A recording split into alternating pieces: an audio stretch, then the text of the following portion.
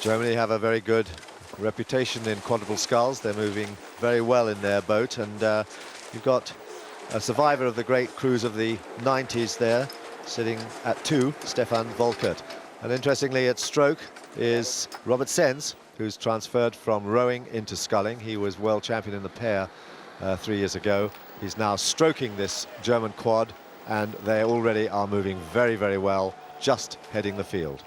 Yeah, all credit to him, because it's not something which you see too often, Dan. Well, not at least that sort of swap in the German regime.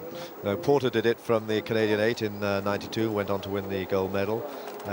Greg Searle, another British oarsman, transferred into the scull, did it as well. But it's not that common.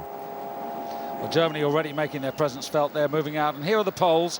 Adam Korol in the stroke seat, then Krzyżanowski, Kolbowitz and Bronikowski. They were 6th a year ago, and certainly on the evidence of what we've seen so far this week, they've also got to be considered certainly for a medal. Whether it's the gold medal, I'm not sure, but silver or bronze, that might well be within their grasp. And here are the Italians. Well, when the Germans don't win, usually the Italians do.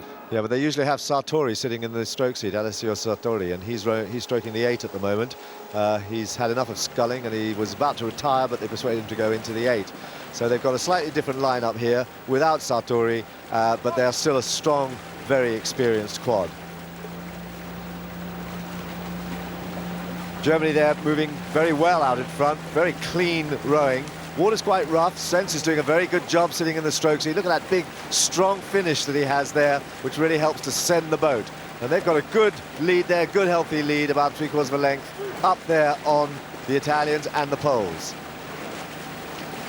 Poles improving their position now from lane 2. You can see them at the top of the picture there. And then closest to you, that would be the Russians. And here are the Russians.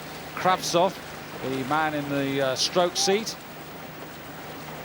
And they're just about vying for 3rd place. And you can see the bow of the Ukraine just on the left of your picture. So 4 crews in a line, and just Belarus just off the pace at the moment, just a little. Shaposhnikov just look first, turning over his shoulder, talking there to his number 3 man Likov. Unusual to see someone turn around like that, Dan. Yeah, I mean, it's obviously he did something quite irritating. He tried to get him to pull himself together a little bit. But it's Germany leading this field here, about 3/4 of a length, but Poland beginning to push a little bit there. Poland about 2/3 of a length down and beginning to move on Germany. Germany sitting strong, very upright, big powerful legs going, but Poland have got into a very nice rhythm on the top of the picture there. You can see them just swinging very nicely, really cruising through, and they are moving on Germany. But Germany, a lot of experience in the boat. They know what they're doing. They've got half a length of lead there, and they've probably been looking at Italy more than Poland. They're probably not so aware of the way that Poland is moving up on them like that. But they know they've got their measure of Italy. But Poland taking a quick look across there. A lot of water flying around there from the launch. But Poland really moving.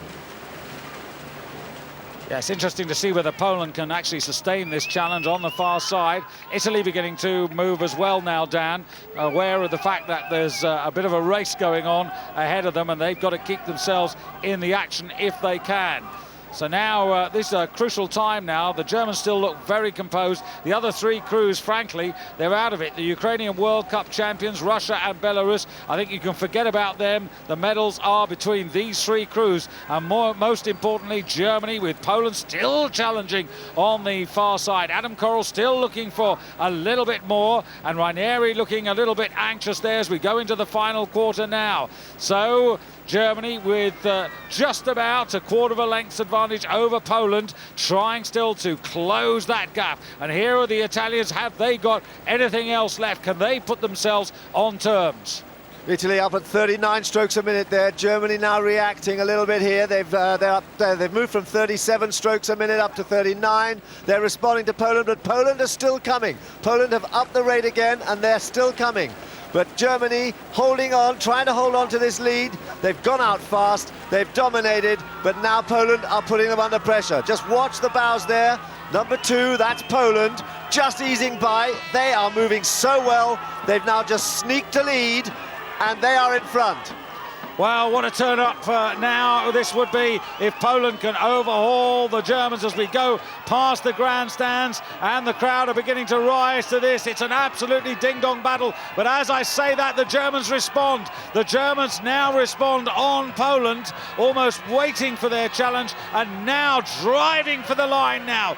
Germany with maybe a metre and a half, now 2 metres ahead of Poland. Can Poland counter-attack? They've left Italy behind, who must settle for the bronze medal, but Germany finding that extra pace when it matters most, and they are the champions, and they retain the men's quadruple sculls after a valiant attempt by Poland to overtake them, and they did, but they couldn't hold the lead. First two drawing away from the rest. So German crews now victorious for a 3rd successive World Championship.